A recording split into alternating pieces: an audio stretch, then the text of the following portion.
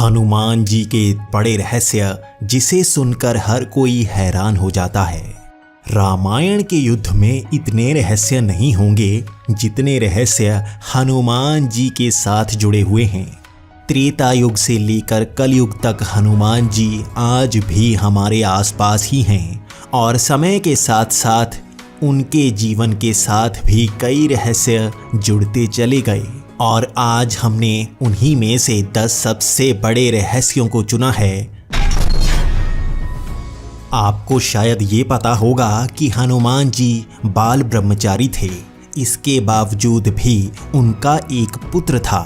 लंका नगरी में आग लगाने के पश्चात हनुमान जी अपनी पूंछ की आग बुझाने के लिए वहीं पास के समुद्र में कूद गए तथा पूंछ की आग बुझाई।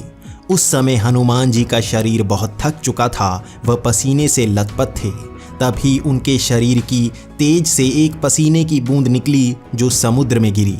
इस पसीने की बूंद को एक मछली ने आहार समझकर खा लिया, जिससे वो गर्भवती हो गई और उसे एक संतान हुई जिसका नाम था मकरध्वज। मकरध्वज का आधा शरीर वानर का था और आधा मछली का था। अहिरावण से युद्ध से पश्चात हनुमान जी को भी पता चल गया था कि उनका भी एक पुत्र है और इस तरह से उनकी मुलाकात मकरध्वज से हुई थी। आज ज्यादातर लोग ये मानते हैं कि हनुमान जी बंदर थे, लेकिन अगर हम महर्षि वाल्मीकि जी की रामायण का सही से अध्ययन करें तो उसमें हमें ये पता चलता है कि वो साधारण बंदर नहीं थे बल्कि अलग प्रजाति के थे। वानर शब्द बंदर के लिए इस्तेमाल नहीं किया जाता। संस्कृत में बंदर को कपि शब्द से जोड़ा जाता है। इस तरह से वानर एक प्रजाति हुई और अब नए अध्ययनों में ये साबित हो चुका है कि 2 से 3 लाख साल पहले अलग प्रजातियां भी हुआ करती थी और ऐसी ही एक प्रजाति के कंकाल पाए जा चुके हैं जिन्हें निएंडरथैलनेस कहा जाता है। इसी तरह इंसानों की और भी प्रजातियां हुआ करती थी और धीरे धीरे कई लुप्त हो गईं। हनुमान जी को भगवान शिव का 11वां रुद्र अवतार कहा जाता है। कहा जाता है कि धर्म की स्थापना और रावण का अंत करने के लिए भगवान विष्णु ने श्री राम का अवतार लिया था। उस समय कई देवताओं ने अलग अलग रूप में भगवान राम की सेवा करने के लिए अवतार लिए थे। उसी समय भगवान शंकर ने भी अपना रुद्र अवतार लिया था और इसके पीछे की वजह थी कि उनको भगवान विष्णु से दास्य का वरदान प्राप्त हुआ था। हनुमान उनके 11वें रुद्र अवतार हैं। इस रूप में भगवान शंकर ने श्री राम की सेवा भी की और रावण वध में उनकी मदद भी की थी। त्रेता युग में अंजनी और केसरी के पुत्र के रूप में हनुमान जी का जन्म हुआ था। हनुमान जी माता सीता की खोज में लंका तक पहुंच गए।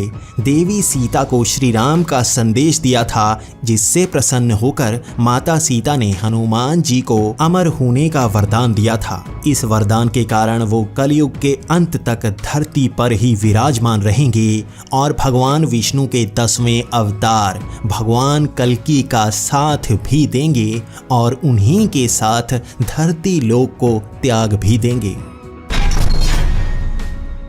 हम्पी में ऋष्यमुख के राम मंदिर के पास स्थित पहाड़ी आज भी मतंग पर्वत के नाम से जानी जाती है। कहते हैं कि मतंग ऋषि के आश्रम में ही हनुमान जी का जन्म हुआ था। श्री राम के जन्म के पूर्व हनुमान जी का जन्म हो चुका था। हनुमान जी का जन्म चैत्र मास की शुक्ल पूर्णिमा के दिन हुआ था।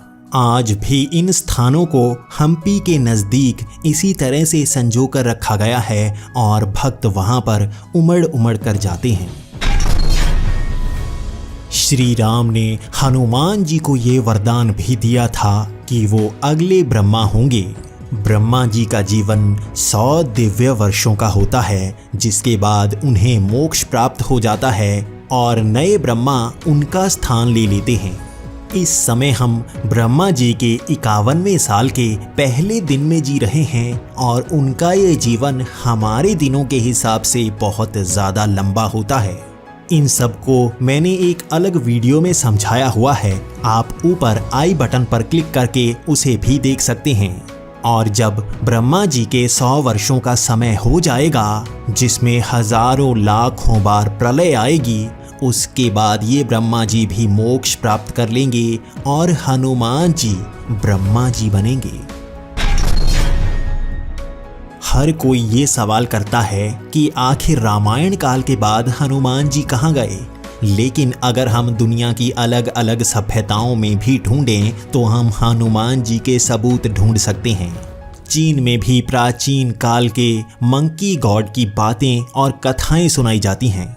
उनकी कई समानताएं आपको हनुमान जी से मिल जाएंगी, जबकि उनके हथियार कुछ अलग भी देखने को मिल सकते हैं।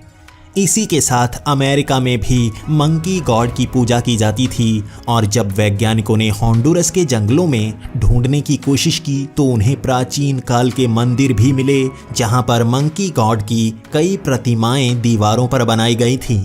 आप भी देख सकते हैं कि इसकी समानता हनुमान जी से कितनी है। हनुमान जी के कुल 108 नाम गिनाए जाते हैं और उनके हर एक नाम का अलग ही अर्थ है। जिस प्रकार उनकी टूटी हुई ठुड्डी के कारण उन्हें हनुमान कहा जाता है, इसी तरह उनके पिता पवन देव थे, इसलिए उन्हें पवन पुत्र कहा जाता है। इस प्रकार उनके 108 नाम हैं, लेकिन 12 नाम सबसे खास माने जाते हैं।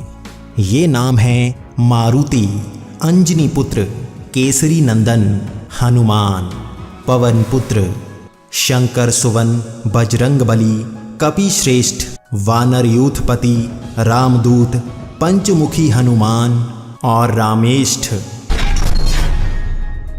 जब विश्वामित्र का अपमान सुकंत ने कर दिया तो सुकंत तो हनुमान जी के पास पहुंच गए और हनुमान जी से वचन ले लिया। वहीं विश्वामित्र ने भी श्री राम से वचन ले लिया कि वो उनकी तरफ से युद्ध लड़ेंगे। जब श्री राम को हनुमान जी का सामना करना पड़ा तो हनुमान जी ने अस्त्र शस्त्र डाल दिए, लेकिन श्री राम तो वचन से बंधे हुए थे, इसलिए उन्होंने अस्त्रों का इस्तेमाल किया। उन्होंने ब्रह्मास्त्र हनुमान जी पर चलाया, लेकिन हनुमान जी नीचे बैठकर श्री नाम नाम का जप करने लगे। उन पर ब्रह्मास्त्र भी विफल हो गया। इस तरह विश्वामित्र को भी अपनी गलती का एहसास हुआ और इस युद्ध को उन्होंने रुकवाया।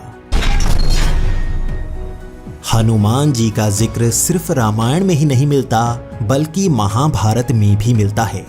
एक बार हनुमान जी जंगल में सो रहे थे जब भीम वहां से जा रहे थे। भीम उस रास्ते से जाना चाहते थे, लेकिन हनुमान जी की पूंछ वहीं पर पड़ी हुई थी और वो वहां पर विश्राम कर रहे थे। हनुमान जी ने कहा कि आप पूंछ हटा सकते हैं तो हटा लें। तब भीम ने हर कोशिश कर ली, लेकिन वो पूंछ को हटा नहीं पाए और वो समझ गए ये कोई साधारण वानर नहीं है, बल्कि हनुमान जी हैं। इसी के साथ महाभारत के युद्ध में अर्जुन के रथ के ध्वज भी हनुमान जी बने हुए थे और जब युद्ध के अंत में अर्जुन उस रथ से उतरे और उसके ध्वज के रूप में बने हनुमान जी भी वहां से गए, वो रथ राख बन गया। भयानक अस्त्रों का भी उस पर कोई असर नहीं हो रहा था जब तक हनुमान जी वहां पर थे। उनके जाते ही वो रथ राख बन गया था। तो मित्रों, ये थे हनुमान जी के बड़े रहस्य। मैं आशा करूंगा आप इसे सुनकर मंत्रमुग्ध जरूर हुए होंगे और हनुमान जी आप पर कृपा बनाए रखें।